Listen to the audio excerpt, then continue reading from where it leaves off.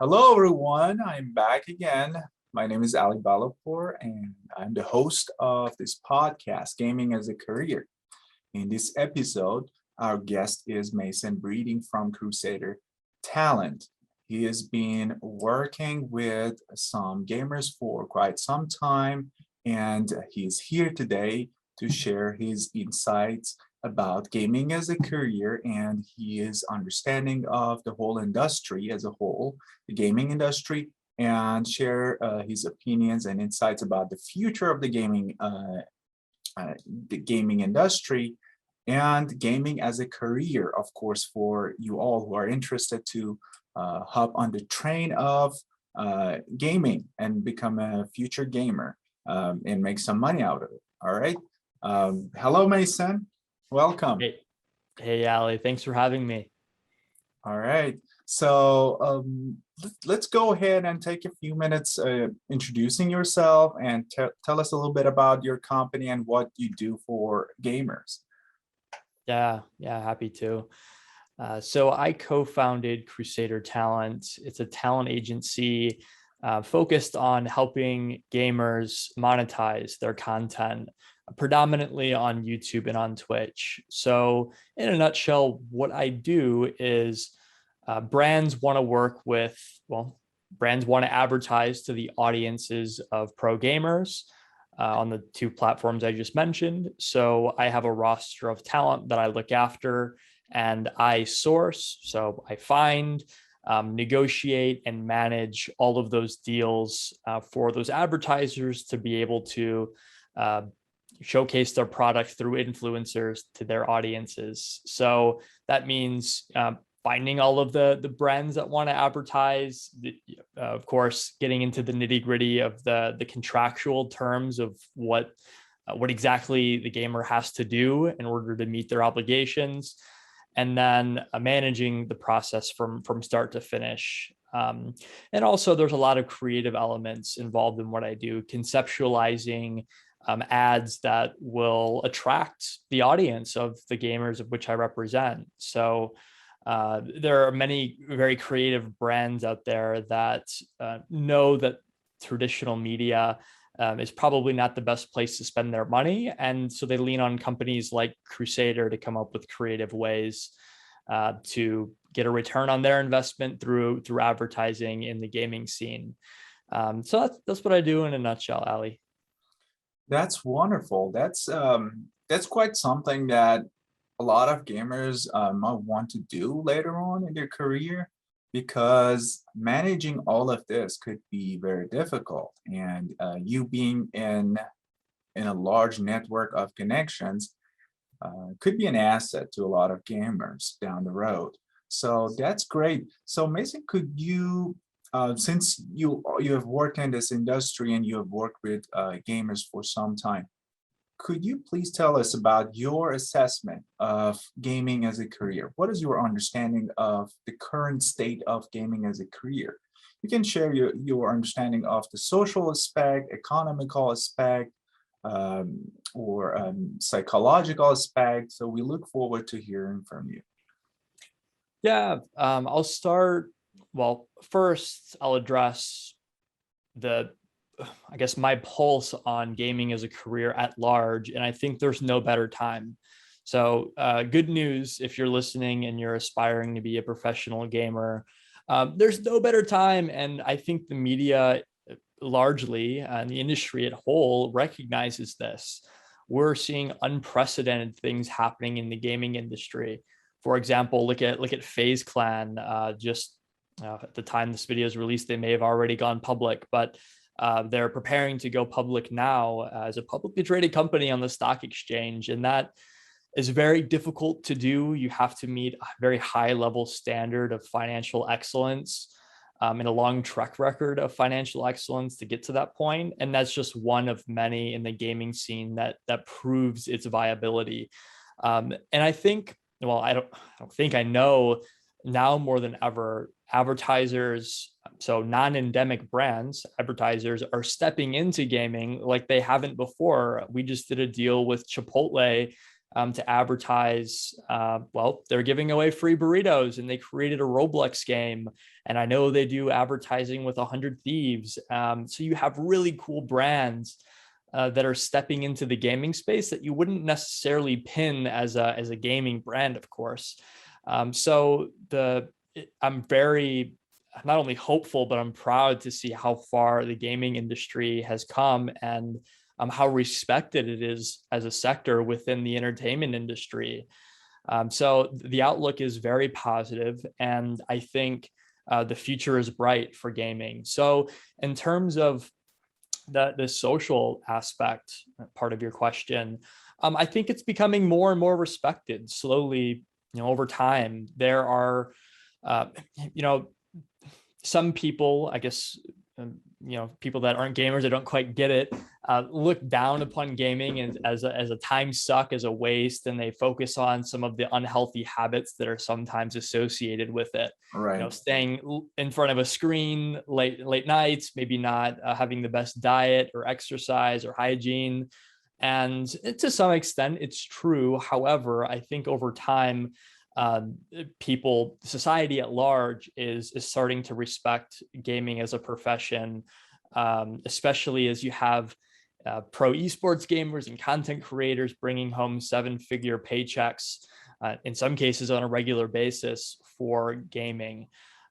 So yeah, and in terms of the economical side of this business, it's booming, and it hasn't been bigger than it is now.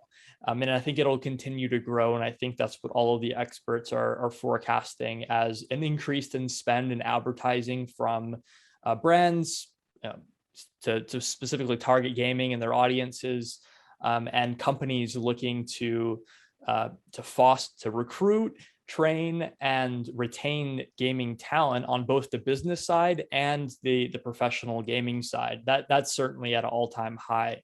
That's So there's a great. ton of innovative, cool companies out there that have either already scaled or in the process of scaling to 7, 8, 9-figure companies. So overall, of course, I'm biased, but I see it every day, and I think it's overall overwhelmingly positive. That's great. Have you felt there has been improvement I mean, from the social perspective, the improvement in the ways that gamers are looked at, and the obstacles that they are facing currently? Do you feel that the obstacles are disappearing one by one? And do you feel their social interactions, or from social perspective, they're being recognized as as a people, as esport professionals, sort of thing? Yeah. Um, Yeah, I think it's trending in the right direction, Ali. I think gamers and people, the teams that support the gamers, like on the business side, are becoming more and more respected. But you're always going to have haters that even look at like professional sports, professional baseball as an example. People could point and say, look, they're making millions of dollars playing a kid's game. How hard is it to play baseball? And in reality, they're training 340 days a year. They're on the road 150 days out of the year away from their families. Their bodies are on the line, and constantly, and they have to sacrifice a lot to get to where they are. And I think to a large extent, gamers have to go through a very similar struggle as professional sports, or people breaking through in the entertainment industry. I mean, no one looks at an actor, looks at Leonardo DiCaprio or George Clooney and just writes it off. Oh, they just got lucky. No, yeah, they were talented, and that talent came through a lot of practice and a lot of hard work. And I think society at large, they look at gamers as, oh, they're just clicking, they're clicking keys, and they're lazy and they're sitting in their chairs, and that's what they do all day, all night. And a lot of people, the general public, doesn't fully understand and appreciate the amount of effort and the amount of skill that goes into becoming a professional gamer and making it in the industry. So I think the public perception has a long way to go. I don't think pro gamers are respected the same as other people in the entertainment industry, like pro sports and acting. But I certainly think over the last 5 years, it's improved. Yeah, that's great. That's great. So, and still, we are talking about the current state of the gaming industry, and I do have a few more questions for Mason. So, which are the most supportive platforms for gamers? Like, what are the enablers in the industry? Like, can you talk a little bit about that? Yeah, absolutely. And there are two obvious answers to this. YouTube and Twitch. Mhm. Those are the best way to break through in the gaming industry. I mean, there are a couple different avenues you can take as a pro gamer. So you can aspire to be to make a professional esports team. That's it's very rigorous. It's like the comparable to becoming a professional athlete in real life. I'll keep making that comparison, but it's true. It's very selective. It's very difficult. Mhm. You're up against, it's saturated. You got a lot of people globally trying to do it. Yep. And then you also have content creation, and I think content creation, like putting content on YouTube and on Twitch, has a lower barrier to entry than the traditional esports route. And the thing is, what's great is they're not mutually exclusive. You can do both. So I think the best way to get recognized in the platforms that are most embracing of the gaming community and of its content is definitely those two platforms. So, streaming on Twitch and while simultaneously putting content on YouTube Mhm. is definitely the way to get your foot in the door. And those platforms are most embracing of newcomers. I see. That's great. That's great. So, I know Facebook is also offering Yeah. gaming, and this is sort of a new thing. I don't know if it would be as strong and powerful as YouTube or Twitch, but perhaps something that people might want to look into, right? Yeah, I mean, Facebook gaming. I saw some crazy stat, and I won't misquote it and throw around actual numbers because I don't remember them. But Facebook gaming was either approaching or already exceeded Twitch in total watch hours, and it's because they've invested a ton of money to bring gamers and elite gamers at that to their platforms. So yes, I say YouTube and Twitch.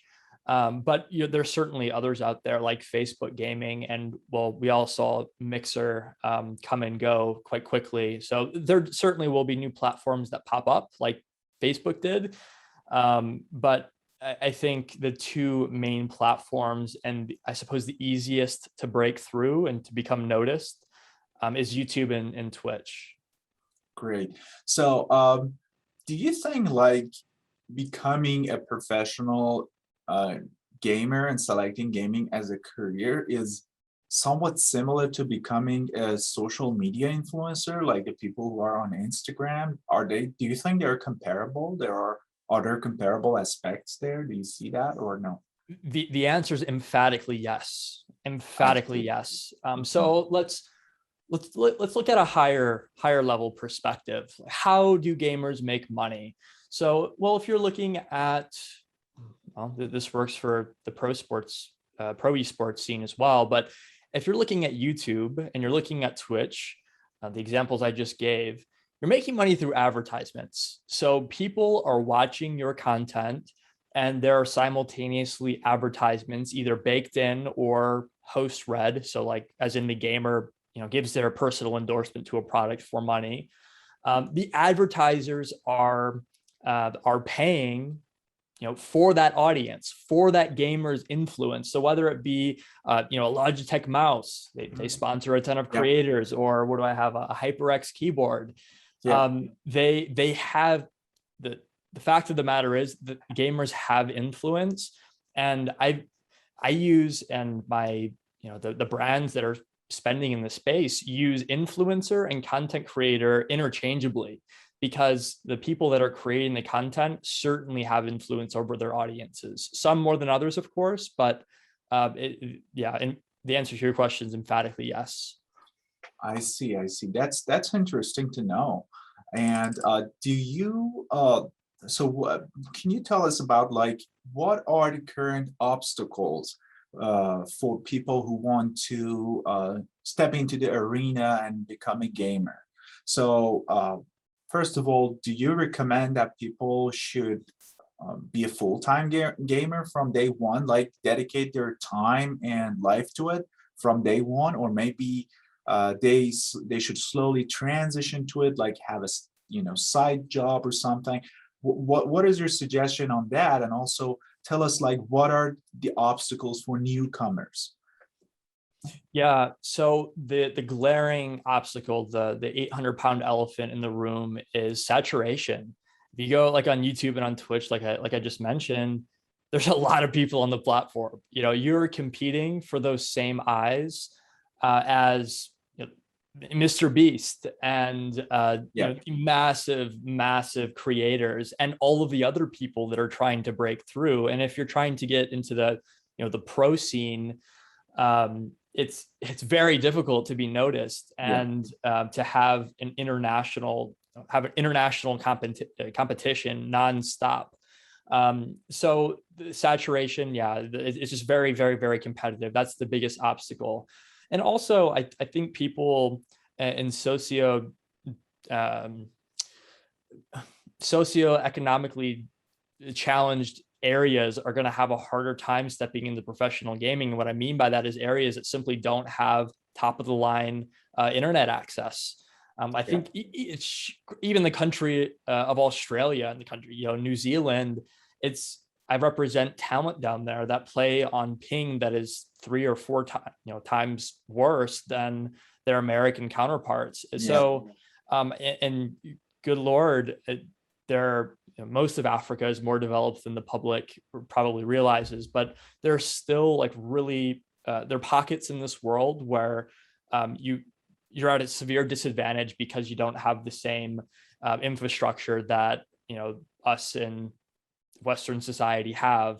And crap, even some of the people in America and Canada, it's challenging to get the hardware. If you're competing against someone with top of the line hardware, a brand new top of the line graphics card that's damn near impossible to yeah. acquire and it's thousands of dollars. And it's certainly difficult to break through.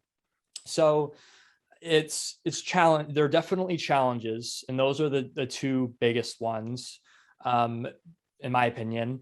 And then as for everyone's individual circumstances are going to be different as to whether or not they can be full-time from day one. But I'll speak to the masses and say that it's really difficult to say quit your job or not go to college and not pursue an alternative career because you want to focus solely on gaming.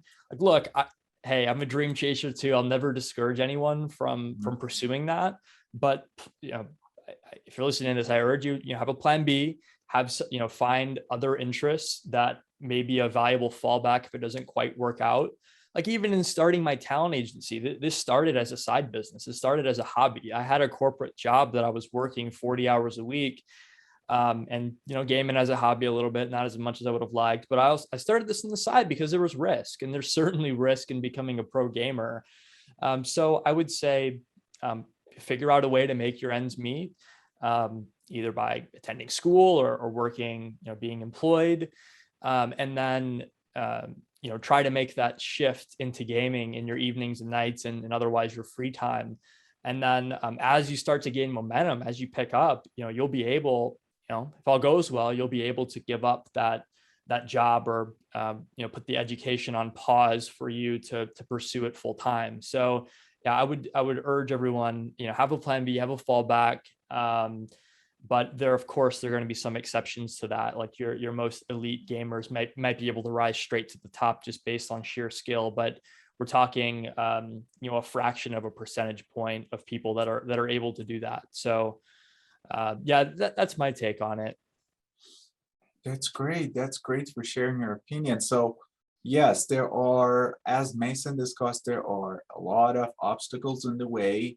And one thing that Mason mentioned, and I should re-emphasize that, um, I mean, obviously, if you have a passion for a game, if you love gaming, um, you have to sort of, that's my understanding from what Mason said there, you have to sort of understand that you have to have a plan and strategy, and at some point you should start, you know, separating hobby from work, or sort of figuring out the fine line in there where you can monetize your content too, because you need to find the right audience and keep them entertained somehow, keep the eyes on you, and that's how you can start monetizing.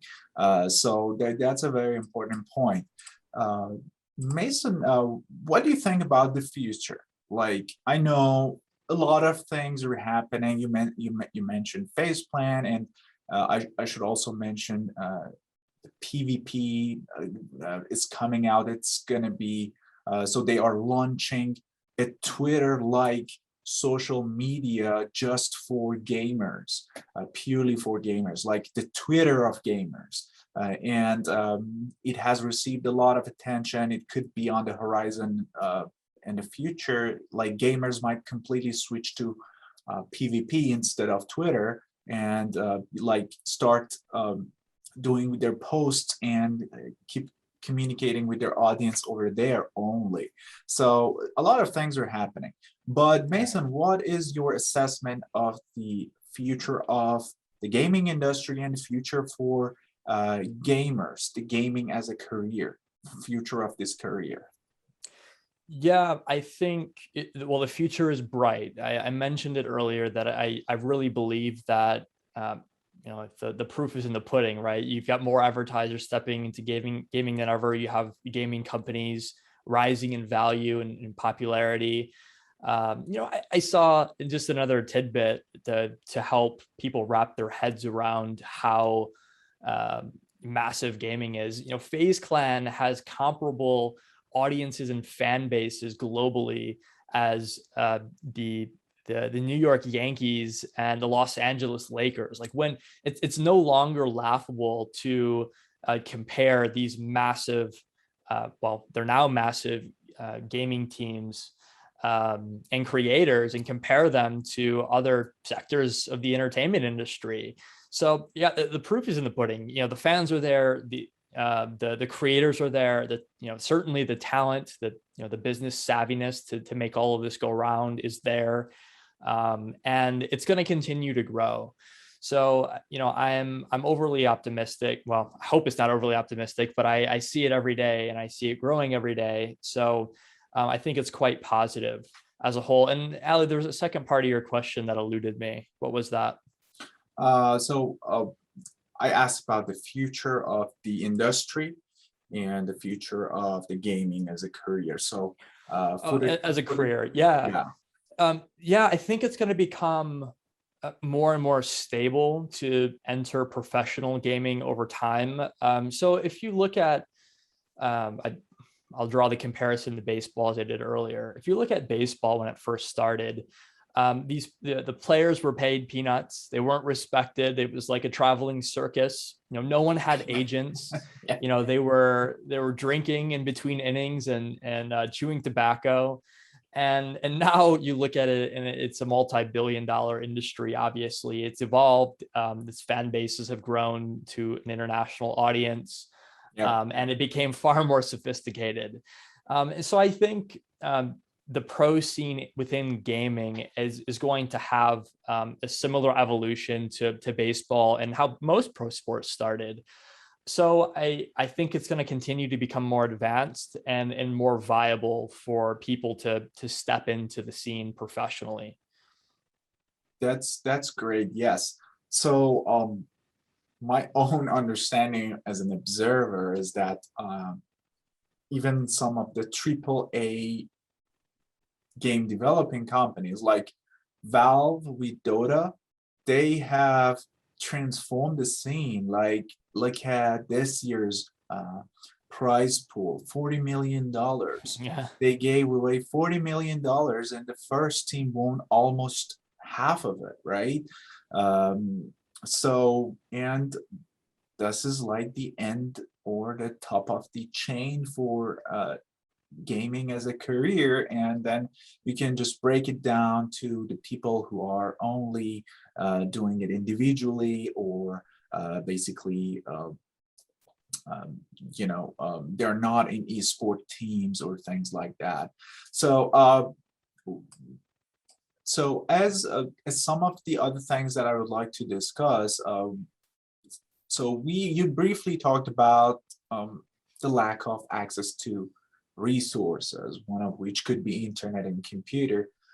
But do you feel that if people want to become a gamer or select this as their career, do they need any special skills or any special tools? What are the basic tools that they need? And do they need to have a special skills to start? Or what is your opinion on that? So, Yeah, good question. So I'll start with like what you need in terms of like hardware and software to get started. Like obviously, if you want to become a pro gamer, you've got to have internet access, and that does not mean you need to have fiber optic cable hardwired into your home yeah, and a brand new top of the line gaming PC. I started gaming and I was playing oftentimes at library computers. All right, I remember there were 2 hour time limits where I had, my dad, my mom, and I's library cards that I would enter in the passcodes to each card so I could get 6 hours of gaming instead of 2. Like you don't need top of the line stuff to get started. However, you certainly will need access to it one way or another if you're going to step into it. It might sound obvious to some of you, but it's not. And if it sounds obvious, you're coming from a position of privilege. Like I've got top of the line, stuff now, and so do my clients. But I didn't start with it, and neither do you. So you gotta have access to that. And it's really quite simple. Like you can get, it doesn't cost money to upload to YouTube or to start streaming on Twitch per se. Yes, there's a bit of an upfront investment in that hardware and software. Like you need OBS to stream your content. You'll need an editing software, which many of which are free to try to trim down your content. Or if you're looking to step into the pro esports scene, maybe send your highlights to a team of your gameplay to become recognized. So it's rather minimal. But the one thing you absolutely need is skill. So what I mean by that is you don't have to be in the top 1% of your particular game to make it as a pro gamer. You really don't. I have it's funny. I have clients of which I represent that aren't that good at gaming, but they're really entertaining. People like watching them play. They are characters, but it's the overwhelming majority of the time they're being completely authentically themselves. And some of it is natural and some of it is definitely learned.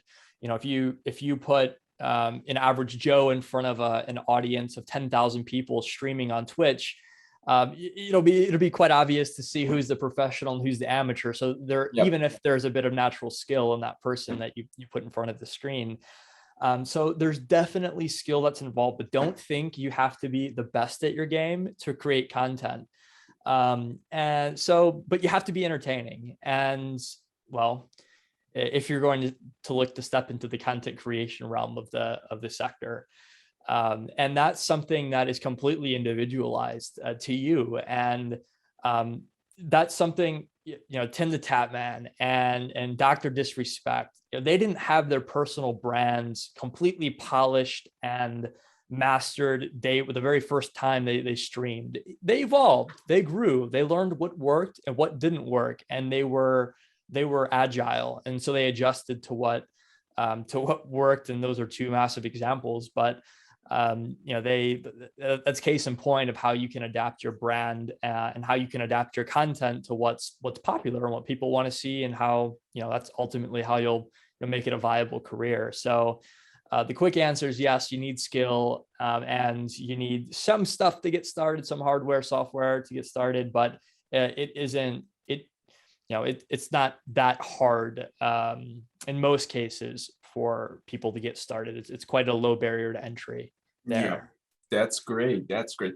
Especially so some of the audience might be following big names, the gamers, and might think, okay, I can't do this. I think what Mason said here is that yes, you can if you have a passion for it. Yes, you can. You just have to find the right niche and right find the right audience for you. And I'm sure there are people out there interested to follow you and watch you.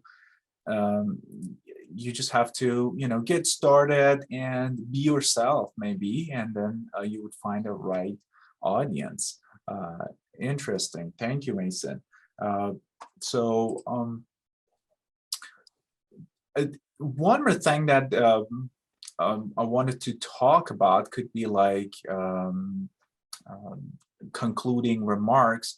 Um, is there any advice that you have for people who want to start, uh, uh, you know, um, start on this career? Like, is there a secret sauce, as you mentioned Hmm. earlier, or um, is there a piece of advice that you want to give them? Yeah, yeah, I've got a lot of advice. And the most important piece of advice that I can offer is find mentors to help you. I once spoke with Manny Koshbin. He's a real estate tycoon and primarily resides in California. And I was very young when I asked him this, because I've always been very curious. I was always a very curious kid and wanted to learn how to build a life that I wanted. And I asked him, like, what does it take to be successful, or something along those lines. And he said, surround yourself around older, wiser people, ask questions, and be a sponge. And you can do that through mentorship. There's no better way. So it's human nature for people to want to help other people, genuinely. It's very rare. If I have a student that emails me with a question, it's very rare that goes unanswered. I like to help people, and I know mankind as a whole, is with me on that. I'm certainly not unique in wanting to give back. So find mentors. So it could be a creator that you follow. Reach out to them, show them, and you always want very pointed questions. So, like, look, I'm trying to create content in XYZ game, or look, I'm trying to become pro in XYZ game or games. What does it take, man? How'd you get there? Can I hear your story? And very pointed questions of, okay, so how? Like, all right, you pursued it, you worked hard, but like, okay, what editing software did you start with? Like, what keyboard and mouse? Like, what was your setup? Like, what? I've got $500 that I can spend to get a rig that that hopefully leads me to success. How would you spend that? And asking several people their opinions is is certainly helpful. And these are people that you can lean on throughout your career. And it doesn't have to be a creator. It could be an agency. It could be a family or friends, or someone that knows something that you don't and you're curious about. Ask a lot of questions. So that mentorship is great. And then I'm a big, I've got a couple degrees, and I'm very proud of it because I'm a big proponent of education. So there are gaming higher education programs all across the country that are popping up, and they're wonderful. They teach you a lot.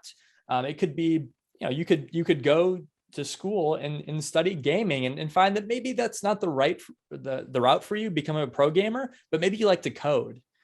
Hell, maybe you like to edit. Maybe you want to be like me and manage the sponsorship deals and look after the creators. You still get to be a part of the gaming scene, but perhaps like becoming that pro gamer isn't for you, but you can only figure that out through trial and error. So I say, if you're pondering it, do it, reach out to people, ask for help, and that's how you're going to get better. So you're gonna hit roadblocks. You're gonna post that first video on YouTube and it's gonna get 10 views.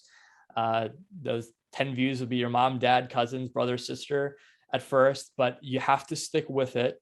You have to work very, very hard, but you also have to take care of yourself too, because there are a lot of people that sacrifice their physical and mental health to pursuing their dreams. And this isn't unique to gaming. This is anything in life.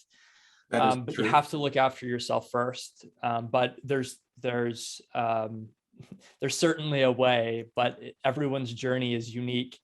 And you just got to try it. That would be my advice to stepping into the pro gaming scene. That's great. Yes.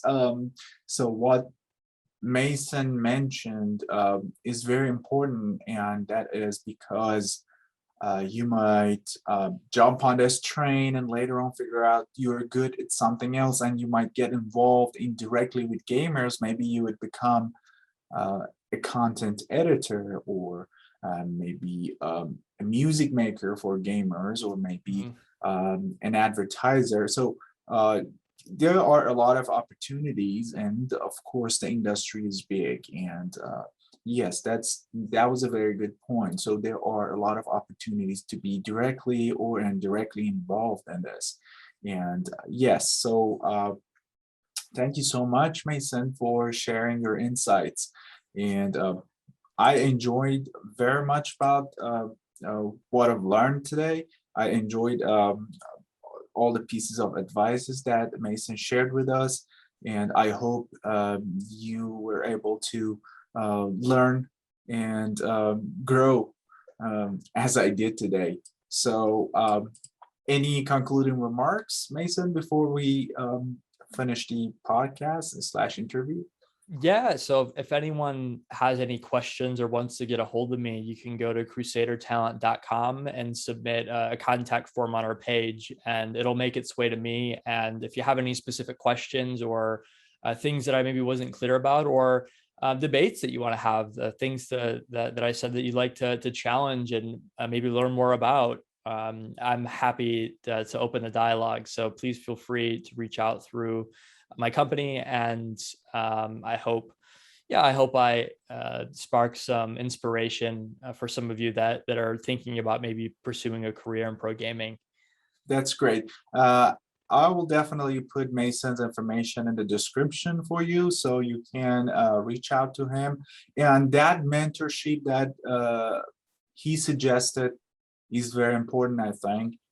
You basically need to have mentoring life. Even Yeah, when I was a PhD student, I used to have not one but multiple mentors, yeah, and that is very important in your growth and in your, you know, in your career. Anywhere you go, you need to have that mentor constantly as you grow, and at some point you might have mentors and you would start mentoring people. yeah, So it's it's a never ending process, I think, and it is very good and helpful because it adds to your growth.